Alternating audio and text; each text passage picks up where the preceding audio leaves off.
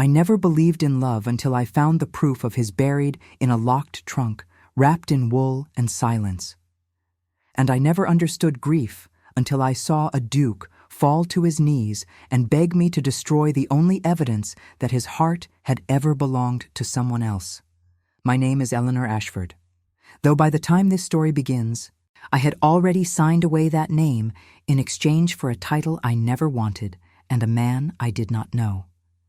The wedding took place on a gray morning in late autumn, the kind of day when the sky seems to press down upon the earth as if apologizing for what is about to unfold. I wore my mother's veil, yellowed at the edges, and carried no flowers. There was no music. There were no guests beyond the required witnesses. And when the Duke of Blackmore placed the ring upon my finger, he did not meet my eyes. I had seen him only twice before that day. The first time, he had come to our modest home in London to discuss terms with my father, whose debts had grown so monstrous that even the walls of our parlor seemed to sag under their weight. I remember standing at the top of the stairs, unseen, watching the broad back of a man who moved through our dim corridor like a shadow dressed in wool. The second time, he had sent a letter through his solicitor confirming the arrangement. His handwriting was precise and utterly without warmth. I would later learn that this was how he approached all things, with a control so absolute it resembled cruelty. But I did not hate him for it. How could I? I understood even then that men like the Duke of Blackmore were not made for softness. They were forged by expectation and inheritance, shaped by centuries of cold stone walls and colder silences. And I, a merchant's daughter with ink-stained fingers and a love of books no proper lady should possess, had no place in his world. I was merely a transaction, a means to an end I did not yet understand. The carriage ride to Blackmore Hall took nearly 2 days. I sat across from my new husband in silence, watching the countryside blur past the rain-streaked window. He read documents the entire journey, occasionally making notes in the margins with a silver pen. Not once did he speak to me. Not once did he ask if I was comfortable or cold or frightened, and I was all three. When we finally arrived, the house rose before me like something out of a dream I had not yet learned to fear. Blackmore Hall was immense, its stone facade blackened by age and weather, its windows glinting in the dying light like the eyes of something watching.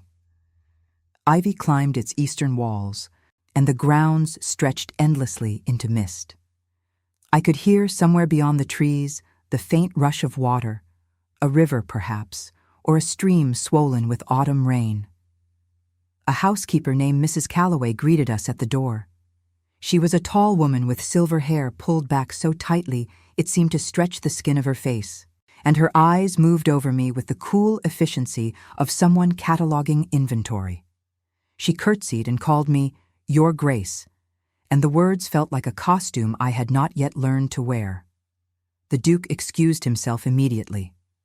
Business in his study, he said, though he did not say what kind. I was shown to my chambers by a young maid named Polly, a nervous girl with red hands and a tendency to apologize for things that required no apology. The room was large and cold, with heavy curtains the color of dried blood and a fireplace that had not been lit. The bed was vast and empty, and I stood before it for a long moment, realizing with sudden clarity that I was expected to share it with a stranger. But he did not come that night, nor the next. I ate my meals alone in a dining room large enough to seat 40, served by silent footmen who moved like ghosts. I wandered the corridors during the day, learning the shape of my new prison, memorizing the portraits of dead Blackmores who stared down at me with expressions of faint disapproval. And at night, I lay awake listening to the wind howl against the windows, wondering if this was to be my life. An endless stretch of silence and solitude, broken only by the distant footsteps of a husband who wanted nothing to do with me. On the 4th day, I decided I could bear it no longer. I dressed myself without waiting for Polly, choosing a simple gray gown that required no assistance, and made my way to the East Wing, where I had been told the Duke kept his private apartments. The corridor was darker here, the windows fewer, and the air carried a faint scent of tobacco and something else, something older, like paper left too long in the damp. I found his study first. The door was ajar, and I could see the edge of a mahogany desk piled high with correspondence. But he was not there. I continued down the hall, past a small sitting room filled with books, past a door that was locked and would not yield to my touch until I reached what I assumed to be his bedchamber. The door was open. The room was empty. And it was in such disarray that I stopped on the threshold, momentarily stunned. Clothes lay scattered across the floor. Drawers had been pulled from a tall chest and left open, their contents spilling out like entrails. The bed was unmade, the sheets twisted, and on the writing desk beneath the window, a candle had burned down to a pool of wax that had hardened into a pale scar upon the wood. It looked less like the room of a duke, and more like the aftermath of some private violence. I should have left. I knew that. A proper wife would have turned away, closed the door, pretended she had seen nothing. But I had never been proper, and curiosity had always been my greatest failing. So I stepped inside. I moved through the chaos carefully, touching nothing, merely looking. The books on his nightstand were volumes of poetry, which surprised me. The painting above the mantel was not a portrait, but a landscape, a hillside covered in wildflowers beneath a summer sky, the kind of scene that seemed utterly at odds with the man who slept beneath it.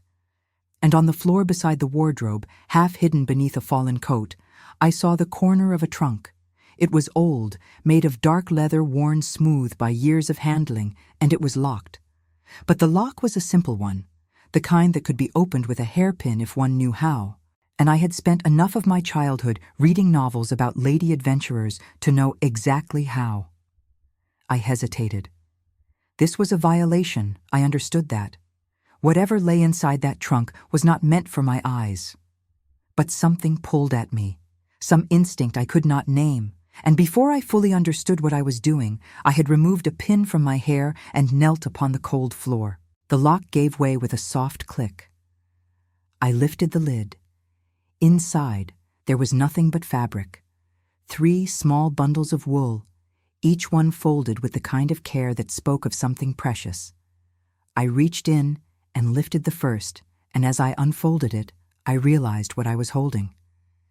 It was a baby blanket, small, soft, and impossibly delicate, stitched with a border of tiny roses and embroidered in one corner with a single letter. A. My breath caught. I set it aside and reached for the second. This one was blue, the wool slightly finer, the embroidery a pattern of small ships sailing across an invisible sea. In the corner, another letter. J. The third blanket was white, almost silver in the dim light, and the embroidery was the most elaborate of all, a cascade of stars that seemed to shimmer as I turned it in my hands. The letter in the corner was M3 blankets, 3 initials, 3 children. I sat back on my heels, my heart pounding so loudly I could hear it in my ears. Beneath the blankets, I could see the edge of something else, paper perhaps, and I reached for it with trembling fingers. It was a letter. Unfinished, unsent, the ink blurred in places as if water or tears had fallen upon it before it dried. The handwriting was not the precise script I had seen in the Duke's correspondence. It was softer, more feminine, and it began with words that stopped my breath entirely. My darling, it read, I write this knowing you will never see it, for your mother has made certain of that. But I cannot leave this world without telling you the truth. Our children live. They breathe. They cry for a father who does not know they exist. And I am dying knowing that you will never hold them, never hear their laughter, never know the weight of what we made together in the dark. The letter ended there, mid-sentence, as if the writer had been interrupted or had simply lost the strength to continue. There was no signature, no date, only those words, heavy with grief and accusation, folded carefully between 3 blankets meant for babies who had been sent away. I do not know how long I sat there. Time seemed to stop, suspended in the gray light that filtered through the curtains.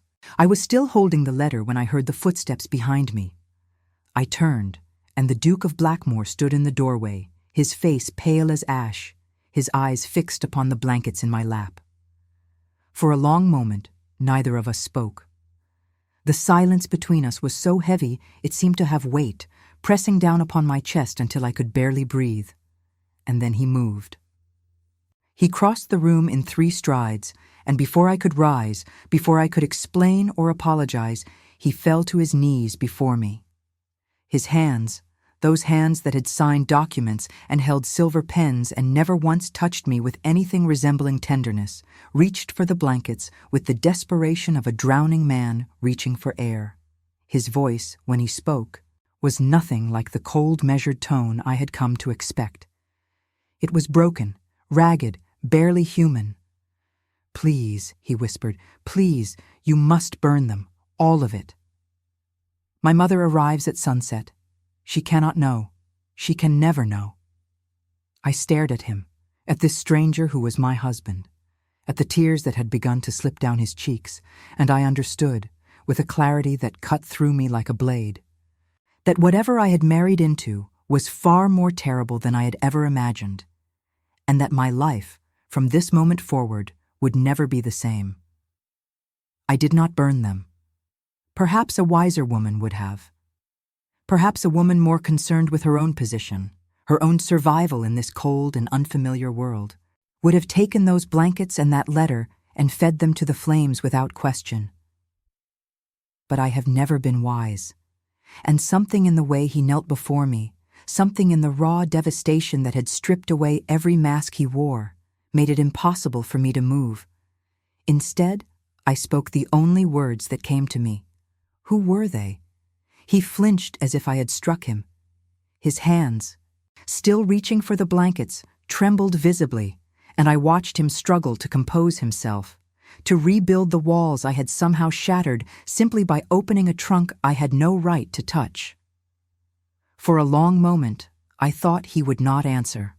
I thought he would rise to his feet and order me from the room, demand my silence, remind me of my place. That is what dukes did, after all. That is what men of his station had always done. But he did not rise. He remained on his knees, his head bowed, and when he finally spoke, his voice was barely above a whisper. "They were mine," he said. "They are mine. 3 children I have never held. 3 lives I was forced to send away before they could draw their first breath beneath this roof." The words hung in the air between us, each one a stone dropped into still water. I looked down at the blankets in my lap, at the tiny embroidered letters, and I felt something shift inside me, some understanding I was not yet ready to name. "How?" I asked, "and why?" He laughed then, but it was not a sound of amusement. It was hollow, bitter, the laugh of a man who had long ago stopped finding anything funny in his own existence. He sat back on his heels and looked at me, truly looked at me, for the first time since our wedding day. His eyes were the color of winter storms, gray and deep, and filled with a pain so old it had become part of him. Her name was Clara, he said. She was a chambermaid here, in this very house. She came when she was 15, sent by her family from a village in the north. I was 22. Home from university, restless and arrogant, and utterly blind to anything beyond my own desires. He paused, his jaw tightening, and I saw his hands curl into fists against his thighs. "I noticed her," he continued. "Of course I noticed her. She was beautiful in the way that wildflowers are beautiful, unassuming and fragile, and utterly unaware of her own grace. And I, God help me, I pursued her. Not with the intention of love, not at first. I was young and selfish, and I thought, as young men of my station so often think, that the world existed for my pleasure alone. But something changed. I do not know when exactly. Perhaps it was the way she laughed, like bells on a winter morning. Perhaps it was the way she looked at me, not with the deference of a servant, but with a kind of quiet honesty I had never encountered in the women of my own class. Whatever it was, I found myself falling, and by the time I understood what had happened, it was already too late. He rose then, slowly, and moved to the window. The light caught the planes of his face, and I could see the tension in his shoulders, the way he held himself as if preparing for a blow. "We were careful," he said, "or we thought we were. Stolen moments in the garden, whispered conversations in the library after midnight. I told myself it was harmless, that we were doing no wrong." And then, one morning, she came to me pale and trembling and told me she was with child. My breath caught. I thought of the blankets, of the 3 initials, and I understood. "Not 1 child," I said. 3. He nodded without turning. "Triplets. A miracle," the midwife called them, though she said it in secret, for no one was supposed to know they existed at all. My mother discovered Clara's condition before I could make any plans. She confronted me in this very room, standing exactly where you sit now, and she gave me a choice. "What choice?" I asked, though some part of me already knew the answer. He turned to face me, and the bitterness in his expression was so sharp it seemed to cut the air between us. "Marry Clara," he said, "and lose everything. My title, my inheritance, my place in society." My mother made it clear that she would disown me utterly, that she would use every connection she possessed to destroy not only me, but Clara as well. "Or," he continued, his voice dropping, "I could send Clara away, send the children away, pretend none of it had ever happened, and fulfill my duty to the family name." "And you chose duty," I said. It was not a question. He closed his eyes. "I was a coward," he whispered. "I told myself I was protecting Clara, protecting the children, by ensuring they would have some kind of life beyond these walls. My mother arranged everything. A family in the country who would take them, raise them as their own. Clara would receive a settlement, enough to live on if she was careful. It was all so neatly organized, so perfectly reasonable, and I agreed to it because I could not bear to face the alternative." He opened his eyes and looked at me with an expression of such self-loathing that I felt it like a physical weight upon my chest. Clara died 6 months after the children were born. The doctors said it was a fever, but I knew the truth. She died of a broken heart. She died because I abandoned her, because I let my mother take her children and send them to strangers, because I was too weak to fight for the woman I loved. The silence that followed his confession was absolute. I sat on the floor of his bedchamber, surrounded by the evidence of his grief, and I did not know what to say. What could anyone say to a story like that? What words existed that could bridge the distance between his pain and my understanding? Finally, I asked the question that had been burning in my mind since I first unfolded those blankets. "Where are they now? The children?" He shook his head. "I do not know. My mother handled everything, and she has never told me where they were sent. She destroyed all the records, all the correspondence. She wanted to ensure that I could never find them, never undo what had been done. And the blankets, the letter? Clara made them," he said. "She stitched those blankets herself in the months before the birth, while my mother kept her hidden in a cottage on the edge of the estate. She gave them to me the night before she was taken away, before the children were taken away. She asked me to keep them, to remember. And the letter," he paused, his voice breaking, "the letter she wrote in the weeks before she died. Someone, perhaps a servant who had known her, sent it to me after her death. I have read it 1,000 times. I have memorized every word. And I have never stopped hearing her voice in my head, asking me why I let this happen. I looked down at the blankets in my lap, at the small embroidered initials, and I felt something stir within me. It was not pity exactly, though there was pity in it. It was something larger, something more complex. It was the recognition of a man who had been broken by his own choices and by forces beyond his control. It was the understanding that the cold, distant husband I had married was not cold at all, but frozen, trapped in a grief so deep he had forgotten how to feel anything else. "Your mother arrives tonight," I said quietly. "What will you do?" He stared at me, his expression shifting from surprise to something almost like hope. "What I have always done," he said. "I will lock these away. I will wear my mask.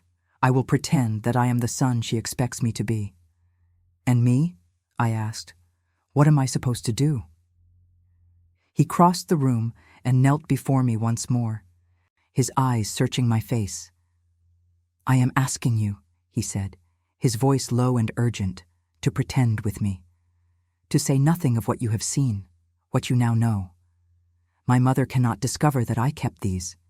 If she does, she will destroy them. She will destroy any chance I might ever have of finding my children." I held his gaze. "Why would I do that?" I asked. "You married me for convenience. You have barely spoken to me since our wedding. Why should I protect your secrets?" He was silent for a long moment. Then, slowly, he reached out and took my hand in his. It was the first time he had touched me with any gentleness, and the warmth of his fingers against my cold skin was startling. "Because you opened that trunk," he said. "Because you did not burn the blankets when I asked you to. Because something in your eyes tells me that you understand, in a way no one else ever has, what it means to lose something precious and be powerless to reclaim it." I thought of my father, of the debts that had consumed our family, of the life I had been forced to leave behind. I thought of the books I had loved, and the dreams I had abandoned, and the future that had been sold to pay for mistakes I had not made. And I realized, with a sudden and startling clarity, that he was right. I did understand. "Your mother," I said carefully. "What is she like?" His expression darkened. "She is the Dowager Duchess of Blackmore," he said. "She is proud, powerful, and utterly merciless in the protection of her family's reputation. She believes that sentiment is weakness, and that duty is the only virtue worth possessing. She sent Clara away without a moment's hesitation, and she would do the same to you if she believed you posed a threat to the Blackmore name. Then why is she coming here?" He released my hand and stood, his shoulders straightening as he assumed once more the posture of a duke. "Because she heard that I had taken a wife," he said, "and she wishes to inspect her." The word sent a chill down my spine. "Inspect?" He looked at me with something that might have been sympathy. "My mother has expectations," he said. "Expectations of breeding, of behavior, of complete and unquestioning obedience. She will test you, Eleanor. She will probe for weakness, for secrets, for any sign that you are not worthy of the position you now hold. And if she finds me wanting, then she will make your life here unbearable until you break or until you leave." He paused, and when he spoke again, his voice was softer. "I should have warned you before our marriage. I should have told you what you were walking into. But I was not thinking of your welfare. I was thinking only of the arrangement, of the funds your father's connections would provide, of the appearance of normalcy that a wife would create." I rose to my feet, still holding the blankets. I should have been angry. I should have raged at him for his deception, for his coldness, for the impossible position in which I now found myself. But anger, I discovered, was not what I felt. What I felt was resolve. "I will help you," I said. "I will keep your secret. But I want something in return." He stared at me, his expression guarded. "What?" "I want the truth. All of it. I want to know everything about Clara, about the children, about what happened and why. And if there is any chance, any possibility at all, of finding those children, I want to help you look." He was silent for so long that I began to think he would refuse. Then, slowly, something shifted in his face. The ice in his eyes seemed to thaw, just slightly, and for the first time since I had met him, I saw something that resembled hope. "You would do that?" he asked. "For children you have never met? For a man who has given you nothing but indifference?" I looked down at the blankets in my arms, at the tiny roses and ships and stars stitched with such love by a mother who had known she would never see her children grow. And I thought of Clara, of a young woman not so different from myself, who had loved unwisely and paid for it with her life. I would do it, I said quietly, because those children deserved to know where they came from, because Clara deserved better than to be erased, and because you, whatever mistakes you have made, do not deserve to spend the rest of your life in this prison of silence. He stared at me as if seeing me for the first time, and perhaps he was. Perhaps in that moment, I ceased to be a transaction and became something else, something real. Before either of us could speak again, the sound of carriage wheels on gravel echoed from somewhere beyond the window. He turned, his face draining of color, and I knew without being told what that sound meant. "She is here," he said. "My mother is here." He looked at me with an urgency that bordered on desperation. "The blankets. I must hide them. Please give them to me." But I did not move. Instead, I looked at the trunk, still open on the floor, and I made a decision that would change everything. "No," I said. "Leave them where they are. Lock the trunk if you must, but do not hide. If your mother is the woman you describe, she will sense deception. She will search for it. Better to appear as if you have nothing to hide than to cower in fear of discovery." He hesitated, caught between instinct and reason, and then slowly he nodded. He took the blankets from my arms, folded them with trembling hands, and placed them back inside the trunk. He closed the lid and locked it, and when he looked at me again, something had changed between us. "You are braver than I expected," he said quietly. "I am more frightened than you know," I replied. "But I have learned that fear is not a reason to surrender." He almost smiled. It was not quite a smile, not yet, but it was the beginning of one. "Then let us go and meet my mother together," he said, "and let us see if your courage is enough to survive the Dowager Duchess of Blackmoor." He offered me his arm, and I took it. And as we walked from that room of secrets into the cold and echoing corridors of my new life, I understood that something fundamental had shifted. I had entered this house as a stranger, as a purchased bride, as nothing more than a name on a contract. But in the space of a single afternoon, I had become something more. I had become a keeper of secrets, an ally in a battle I did not yet fully understand, and perhaps most dangerously of all, I had begun to see the man behind the mask. The Dowager Duchess was waiting in the great hall. The Dowager Duchess of Blackmoor was smaller than I had imagined. I do not know what I expected. Perhaps a towering figure draped in black silk. Perhaps a woman whose very presence filled the room like smoke. But the woman who stood in the great hall of Blackmoor, her gloved hands clasped before her, her silver hair swept beneath a widow's cap of impeccable lace, was barely taller than myself. And yet, as I descended the staircase on my husband's arm, I understood immediately why he feared her.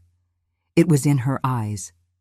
They were the same storm gray as his, but where his held grief and guilt and something I was beginning to recognize as longing, hers held nothing at all. They moved over me with the cold efficiency of a jeweler appraising a stone, calculating worth, detecting flaws, determining value. By the time I reached the bottom of the stairs, I felt as if I had already been weighed and found wanting.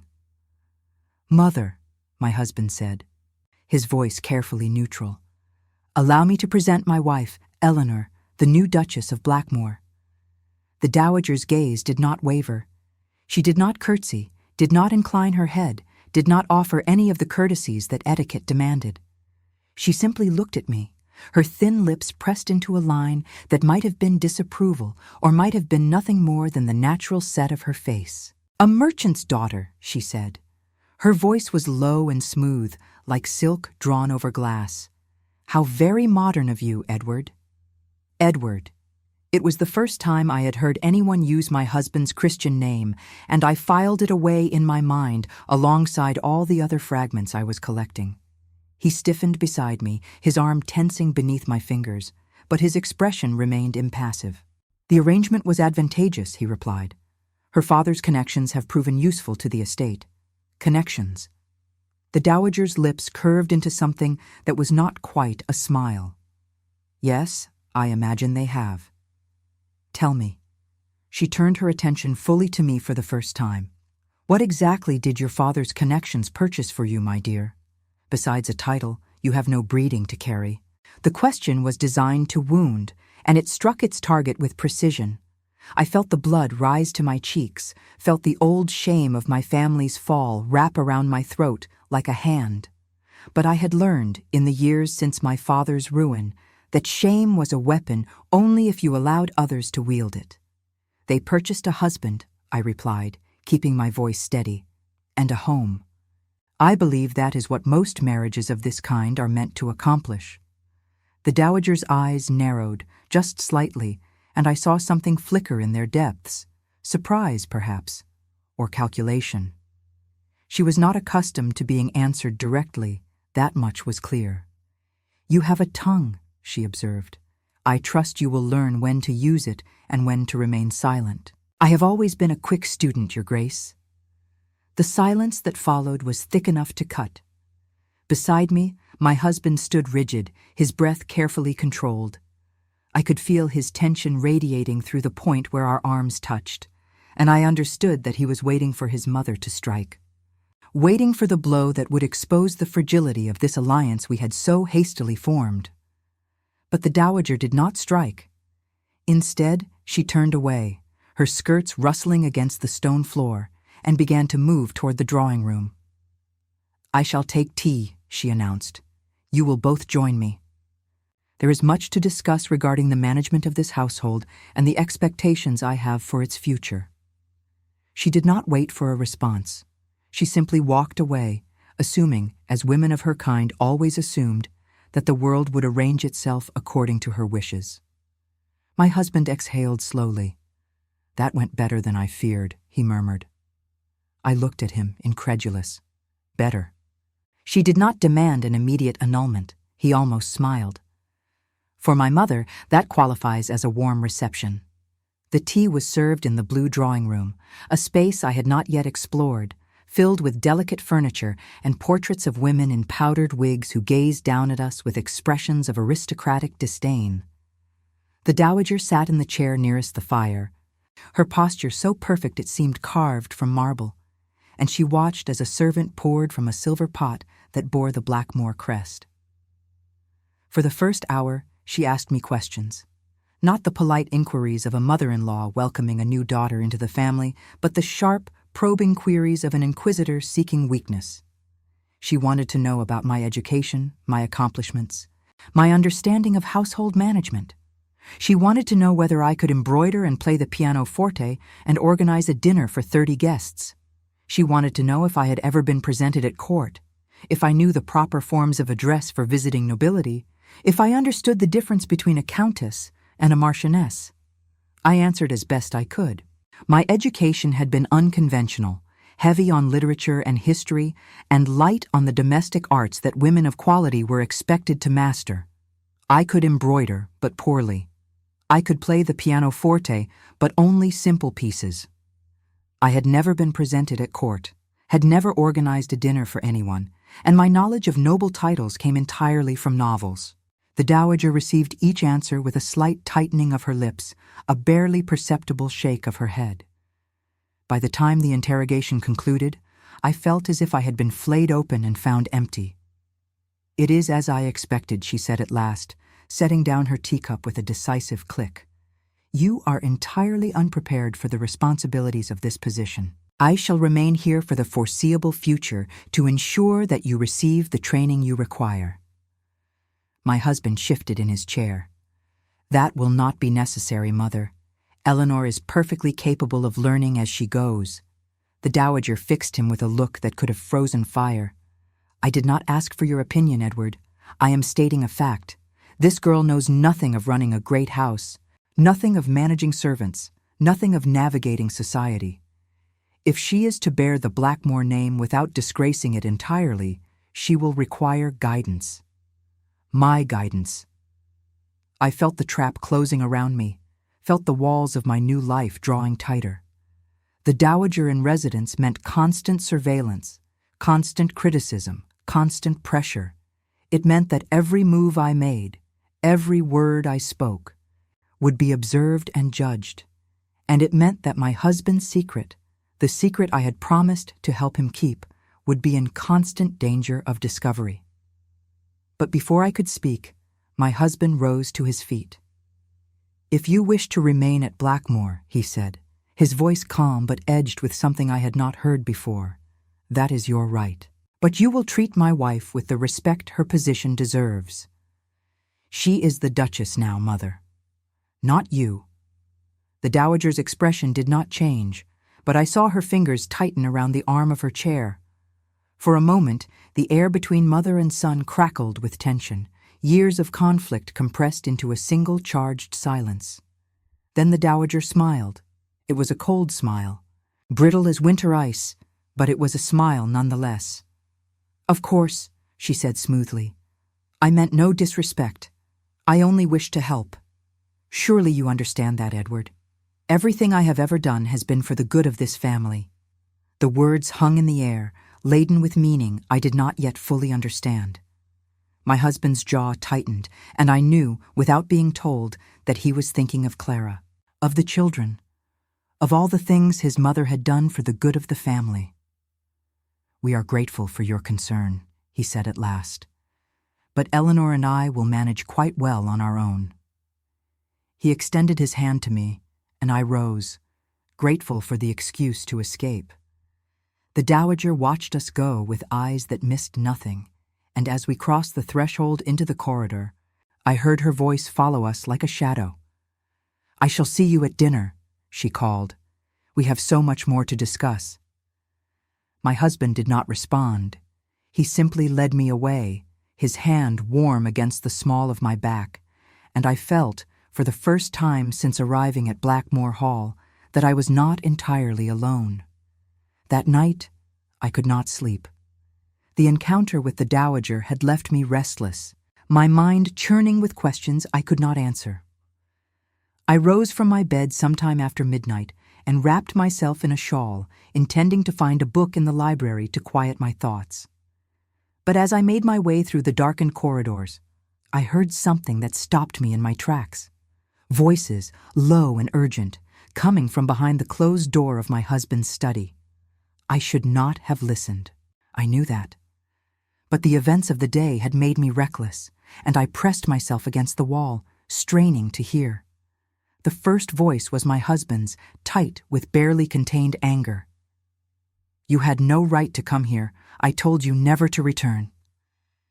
The second voice was unfamiliar, rougher, with the accent of the working classes. "And I told you, Your Grace, that I would return when I had news worth sharing." "Well, I have news." There was a pause. Then my husband spoke again. His voice changed, stripped of anger, and filled instead with something desperate. "News of what? What have you found?" The other man laughed, a low, humorless sound. "What you asked me to find, of course. The children. I know where they are." My breath caught in my throat. I pressed closer to the door, my heart pounding so loudly I was certain they would hear it. "Where?" My husband's voice was barely a whisper. "Tell me." "Not so fast, Your Grace. Information like this comes at a price. Your mother paid handsomely to make those children disappear. You will pay even more handsomely to make them reappear. Name your price." Another pause, longer this time. Then the stranger spoke, and his words turned my blood to ice. "I want £500, and I want safe passage out of England when the deed is done. Your mother has eyes everywhere, and she will not take kindly to anyone who helps you undo her work. You will have it. Just tell me where they are." The stranger's voice dropped, and I strained to hear. They were sent to a family in Yorkshire, a farmer named Whitmore and his wife. They were told the children were orphans, bastards of some lord who wanted to be rid of them. The wife took them in out of charity, raised them as her own. But the wife died 3 years ago, and the husband has been drinking himself into an early grave ever since. The children, he paused, they are suffering. They are hungry and cold, and they do not know why no one has come for them. I heard a sound that might have been a sob, quickly stifled. My husband's voice, when it came, was broken. How old are they now? 8 years old, Your Grace. Old enough to remember, old enough to ask questions. The conversation continued, but I could not hear the rest. My mind was reeling, my thoughts tumbling over one another in a cascade of revelation and fear. The children were real. They were alive. They were suffering in some farmhouse in Yorkshire while their father lived in luxury and their grandmother sipped tea in the blue drawing room. And I, somehow, had placed myself at the center of this impossible situation.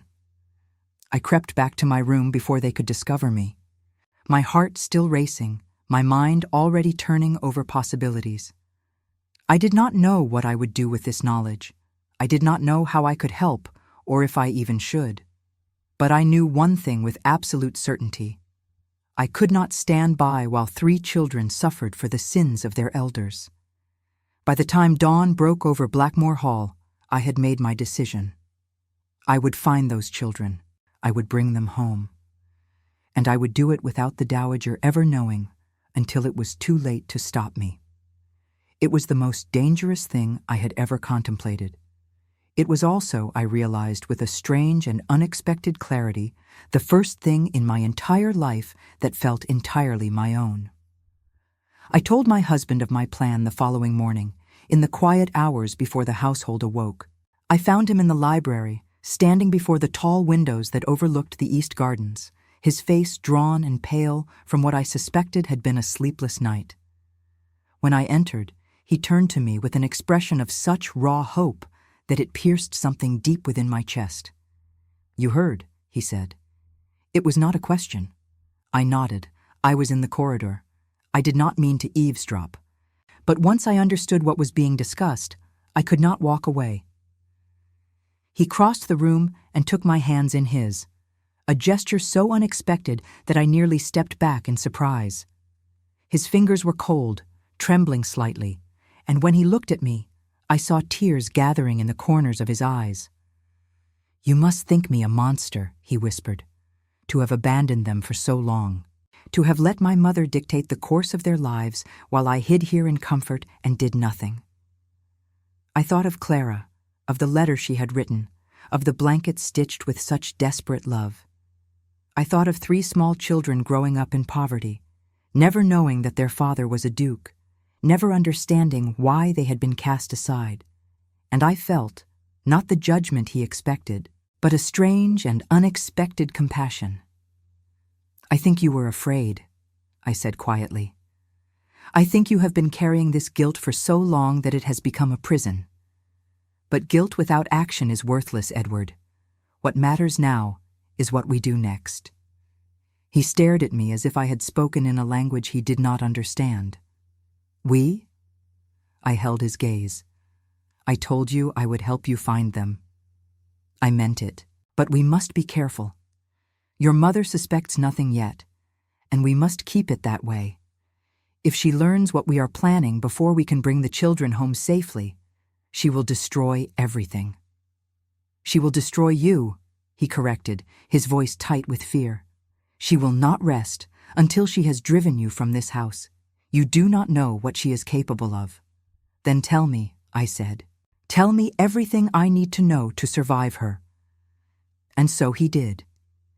In the gray light of that winter morning, with the fire dying in the grate and the sounds of servants beginning to stir in distant parts of the house, my husband told me the full history of the Dowager Duchess. He told me of her marriage to his father, a union of convenience that had curdled into bitter resentment. He told me of the miscarriages she had suffered, 5 in all, before finally producing an heir. He told me of the lengths she had gone to protect the family name, the scandals she had buried, the enemies she had destroyed, the absolute and unwavering conviction that nothing at all, mattered more than the continuation of the Blackmore line. "She sees the world as a battlefield," he said, "and she has never lost a war." "Then we must not give her a war to fight," I replied. "We must be invisible. We must give her no reason to suspect that anything is amiss." The plan we devised was simple in conception but treacherous in execution. I would feign an interest in charitable work, a pursuit considered suitable for a lady of my station, and would request permission to visit a village in Yorkshire where, I would claim, a distant cousin had once lived. This would provide a pretext for travel, a reason to be away from Blackmore Hall for several days without arousing undue suspicion. Meanwhile, my husband would make the payment to his informant and secure the exact location of the Whitmore farm. Once I arrived in Yorkshire, I would assess the situation myself, determine the condition of the children, and prepare for their eventual recovery. It was a delicate operation, one that required patience and precision, and the slightest misstep could bring everything crashing down around us. The first test came sooner than expected. That very afternoon, as I sat embroidering in the drawing room with the dowager watching my every stitch, I broached the subject of my imaginary charitable venture. "I have been thinking," I said, keeping my voice light and my eyes on my needlework, "that I should like to do something useful with my time here. I have heard of a village in Yorkshire where my family once had connections. I should like to visit, to see if there are any in need who might benefit from the resources of this house." The dowager set down her teacup with a precise click. "Yorkshire," she repeated. "How curious. What sort of connections?" "Distant ones," I replied, threading my needle with a hand that remained, through sheer force of will, perfectly steady. "A great-aunt, I believe, who married a clergyman there many years ago. She is long dead, of course, but I thought it might be pleasant to see the place where she lived." Pleasant. The word dripped with skepticism. I failed to see what pleasure there could be in visiting some muddy northern village in the dead of winter. I lifted my eyes to meet hers. Perhaps not pleasure then, but purpose. I was raised to believe that those of us who have been given much have a responsibility to give in return. Surely you would agree, Your Grace, that charity is among the highest virtues. The silence stretched between us like a wire about to snap. I could feel her gaze boring into me, searching for the lie beneath the surface. But I had prepared well, and my expression betrayed nothing. Finally, she inclined her head. A fractional movement, the barest acknowledgement of defeat. "Very well," she said. "If my son agrees to this expedition, I shall not stand in your way. But you will take a proper escort. A lady does not travel alone." "Of course," I murmured. "I would expect nothing less." My husband, when informed of his mother's conditional approval, arranged everything with a swiftness that surprised me. Within 3 days, I was seated in a carriage bound for Yorkshire, accompanied by my maid Polly and a footman named Thomas, who had been with the family for 20 years and whose loyalty to Edward was, I was assured, absolute. The journey took 2 days, and I spent most of it watching the countryside roll past the window, my mind turning over the possibilities that awaited me. What would I find at the Whitmore farm? Would the children be as desperate as the informant had described? And if they were, how could I possibly bring them back to Blackmore Hall without the dowager discovering the truth? These questions circled endlessly, unanswered and unanswerable, until the carriage finally rolled to a stop before a modest inn in the village of Thornwick, the nearest settlement to the Whitmore farm. The inn was small but clean, run by a widow named Mrs. Henson, who asked no questions and seemed grateful for the business my presence would bring. I took a room overlooking the main street and spent my first evening in careful reconnaissance, asking subtle questions of the serving girl about the farms in the area and the families who worked them. It did not take long to confirm what I already suspected. The Whitmore farm was barely 2 miles from the village, a struggling plot of land that had once been prosperous but had fallen into decline since the death of its mistress. The farmer himself was known in the village as a drunk and a recluse. a man who had once been kind, but who had been broken by grief and failure. And the children, 3 of them, were spoken of in hushed tones of pity. "They keep to themselves," the serving girl told me, her voice low. "The eldest does most of the work now, though she is barely more than a child herself. The younger 2 are wild as foxes, running through the fields at all hours. Some say Whitmore beats them when he has been drinking. Others say he simply ignores them. Either way," she shook her head sadly, "it is no life for a child." I thanked her and retired to my room, my heart heavy with what I had learned. That night, I wrote a letter to my husband, describing what I had discovered and asking for his counsel. Then I lay awake until dawn, listening to the wind howl outside my window and imagining 3 children huddled together for warmth in some cold and cheerless farmhouse. The next morning, I set out for the Whitmore farm on foot, accompanied only by Thomas. The day was gray and bitter, the ground frozen hard beneath my boots, and the walk seemed to take an eternity.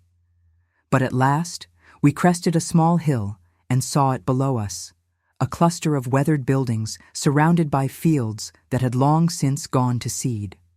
The farmhouse itself was little more than a cottage, its thatched roof sagging in places, its walls stained with age and neglect. Smoke rose from a crooked chimney, a thin and wavering plume that spoke of a fire barely adequate to warm the space within. And in the yard before the house, I saw them. 3 children, 2 boys and a girl, the girl clearly the eldest, her hair the color of autumn leaves, and her face sharp with a wariness that no 8-year-old should possess. The boys were smaller, their clothes patched and too thin for the weather, their eyes darting toward me with a mixture of fear and curiosity. I stopped at the edge of the property, my heart pounding. Thomas stepped forward as if to announce me, but I raised a hand to stop him. These children had already been betrayed by the adult world. I would not approach them as an authority come to judge or command.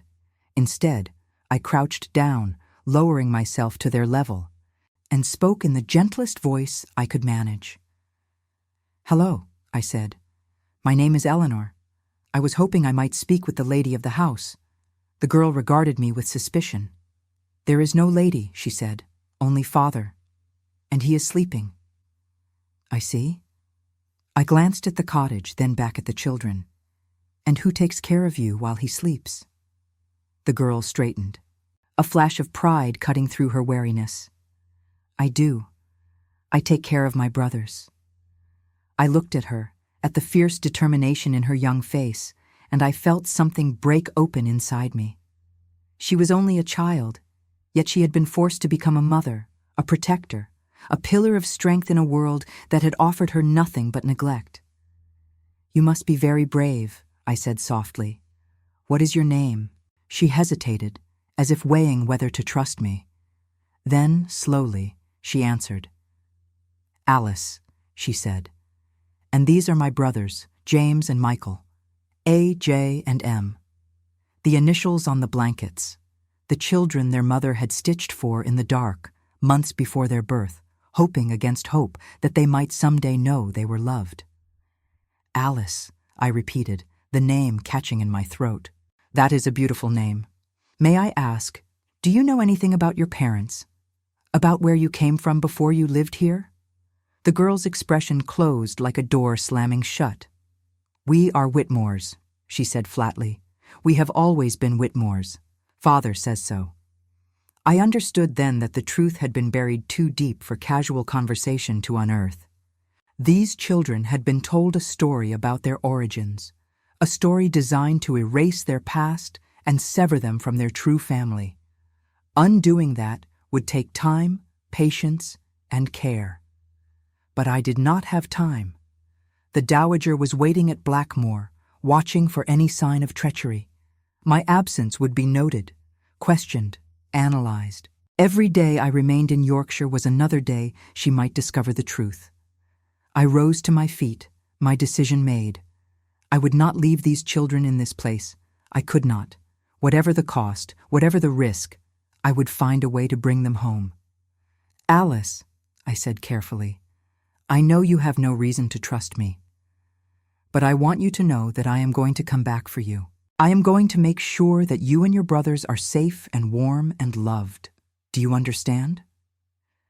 She stared at me, her eyes searching my face for the lie she had learned to expect from adults.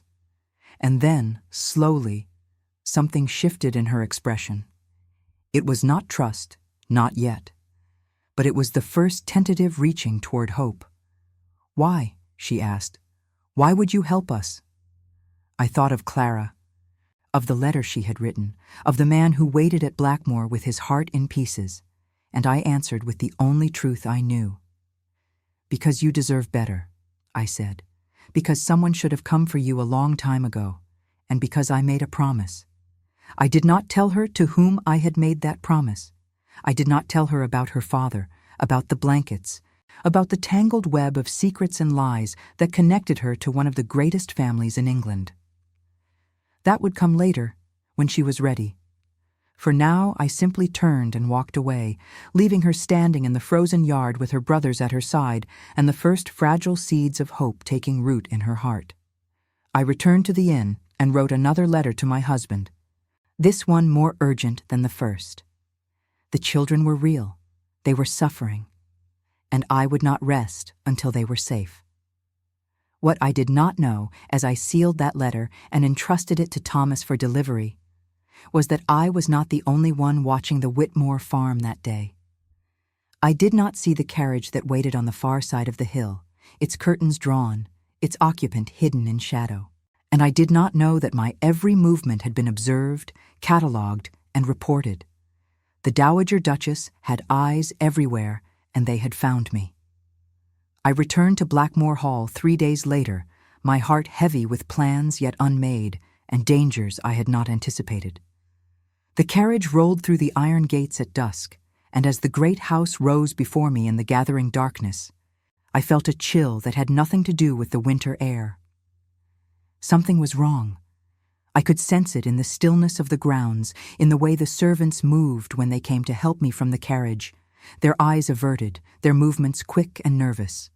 Thomas had ridden ahead to deliver my letter, and I had expected to find my husband waiting for me in the entrance hall, eager for news of the children. Instead, I found the hall empty, the candles burning low, and a silence so absolute it seemed to press against my ears. "Where is the Duke?" I asked the footman who took my cloak. He would not meet my eyes. "In the study, Your Grace, with the Dowager." The words struck me like a blow.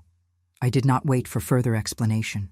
I gathered my skirts and moved through the corridors as quickly as propriety allowed, my pulse racing, my mind spinning through the possibilities. The Dowager knew. She had to know.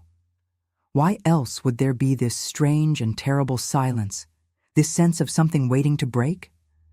I reached the study door and found it closed. From within, I could hear voices, low and intense, though I could not make out the words. I hesitated for only a moment, then pushed the door open without knocking. They both turned to face me. My husband stood before the fireplace, his face pale, his hands clenched at his sides. The Dowager sat in the leather chair beside the desk, her posture rigid, her expression as cold and hard as marble. And in her lap, spread open for all to see, were the letters I had written from Yorkshire. "Ah," the Dowager said, her voice soft as silk and sharp as broken glass. "The prodigal wife returns. Do come in, my dear. We have so much to discuss." I stepped into the room and closed the door behind me. My husband's eyes met mine, and in them I saw a desperate warning, a plea for caution. But I had come too far to be cautious now. I had made promises I intended to keep. "You have read my correspondence," I said, keeping my voice level. I was not aware that the privacy of a duchess could be so easily violated. The Dowager laughed, a thin and brittle sound. "Privacy is a luxury afforded to those who have earned trust. You, my dear, have earned nothing." She held up one of the letters, her eyes scanning the words I had written. A visit to Yorkshire, a farm in decline, 3 children in desperate need of rescue. She looked at me with an expression of absolute contempt. Did you truly believe I would not discover what you were doing? Did you think me so foolish? I felt my husband tense beside me, felt the fear radiating from him in waves, but I refused to cower. I had faced poverty and ruin, and the loss of everything I had ever known. I would not be intimidated by an old woman in a chair, no matter how powerful she believed herself to be. I believed, I said slowly, that those children deserved to know their father. I believed that the sins of the past should not be visited upon innocents who had no part in the decisions that shaped their lives. And I believed, Your Grace, that even you might recognize the difference between protecting a legacy and destroying a family. The Dowager's eyes narrowed. You know nothing of legacy. You know nothing of the sacrifices required to maintain a name like Blackmore. Those children are the product of a momentary weakness, a disgraceful lapse in judgment that nearly destroyed everything my husband's family built over generations. I did what was necessary to preserve the honor of this house. You did what was necessary to preserve your own control, I replied. There is a difference. The silence that followed was absolute. I could feel the tension in the room like a physical weight pressing down upon all of us. My husband had not moved, had not spoken, and I understood that he was paralyzed, caught between the mother who had shaped his entire existence and the wife who was challenging everything he had been taught to believe. Then, slowly, he stepped forward. Mother, he said, his voice rough but steady. Eleanor is right. The Dowager turned to him, her expression shifting from contempt to something far more dangerous. I beg your pardon? You heard me. He moved to stand beside me, and I felt his hand find mine, his fingers interlacing with my own. For 8 years I have lived with the weight of what we did. For 8 years I have told myself that it was necessary, that I had no choice, that the children were better off not knowing who they were. But I was lying to myself. We both were. Edward. The Dowager's voice was a warning, sharp and cold. You do not know what you are saying. I know exactly what I am saying. He squeezed my hand, drawing strength from my presence as I drew strength from his. Those children are my blood. They carry the Blackmore name whether you acknowledge it or not. And they are suffering, Mother. They are cold and hungry and forgotten, and I cannot bear it any longer. The Dowager rose from her chair, her face contorting with fury. If you bring them here, you will destroy everything. The scandal will be irreparable. Society will never forgive a duke who acknowledges his bastards. You will lose your standing, your influence, your future. Then I will lose them. My husband's voice was quiet, but unshakable. I have already lost everything that matters. My honor, my self-respect, the woman I loved. He looked at me, and I saw in his eyes a depth of feeling I had never expected to find. But I have been given a second chance. A wife who sees me for who I truly am and does not turn away. A chance to make right what was wrong. And I will not squander it for the sake of appearances.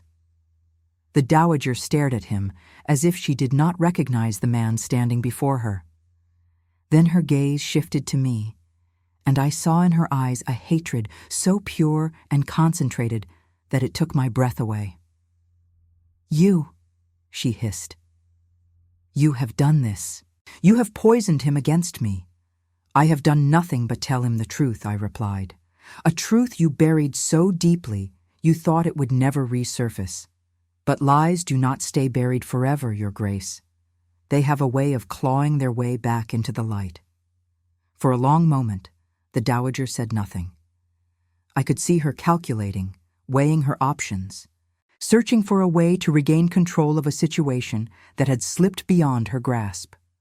And then, slowly, something in her seemed to collapse. The rigid posture softened.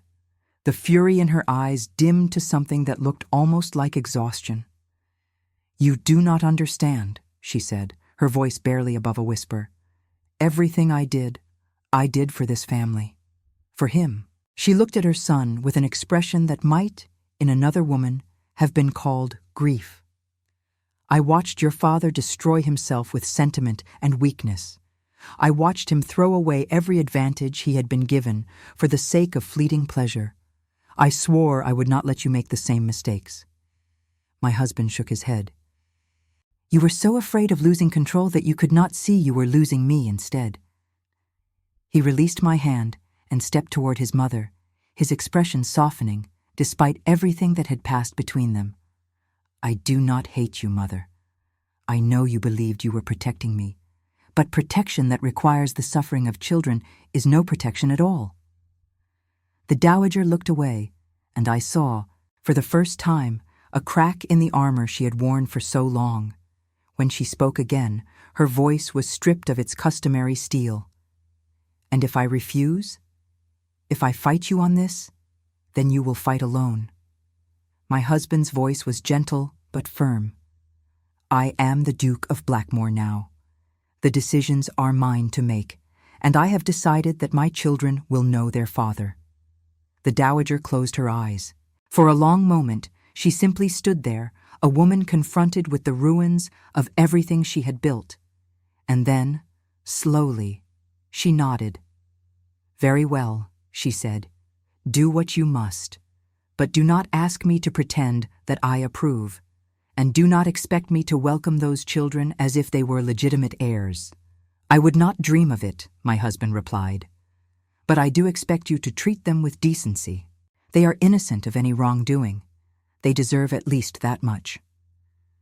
The dowager did not respond.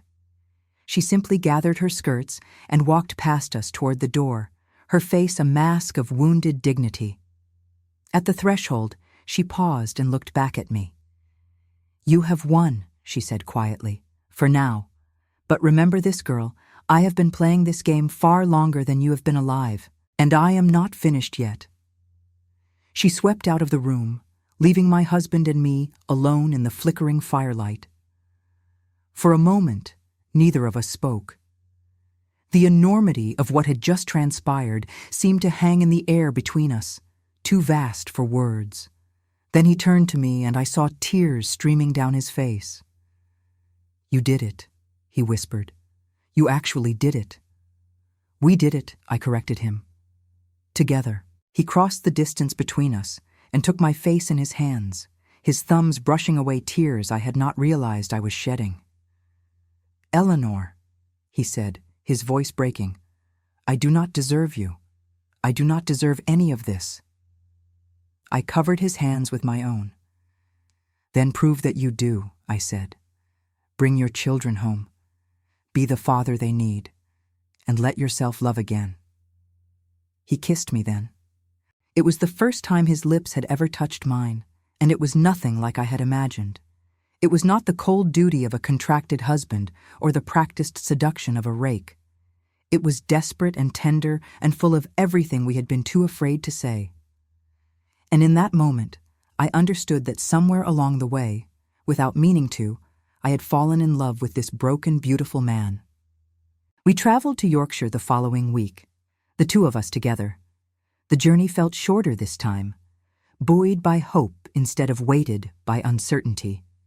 And when we arrived at the Whitmore farm, when my husband saw his children for the first time, I watched something inside him shatter and reform into something new. Alice recognized me immediately. She stood in the frozen yard with her brothers at her sides, her eyes wary but no longer afraid.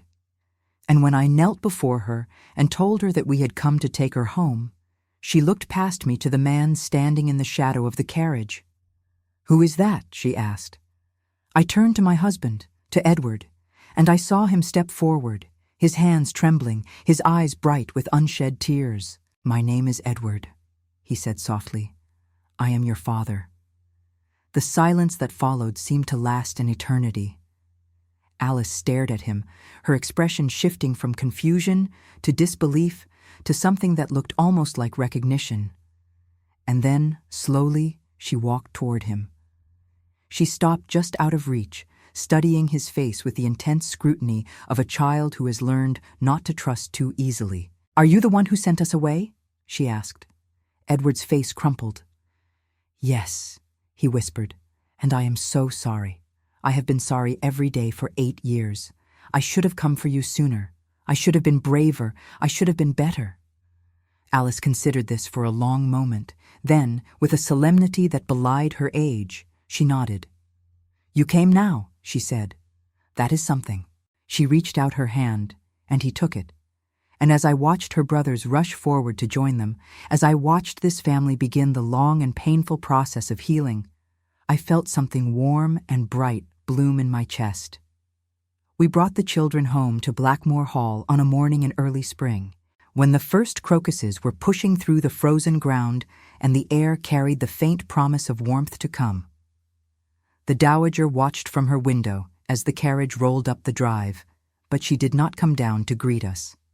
I did not expect her to. The months that followed were not easy.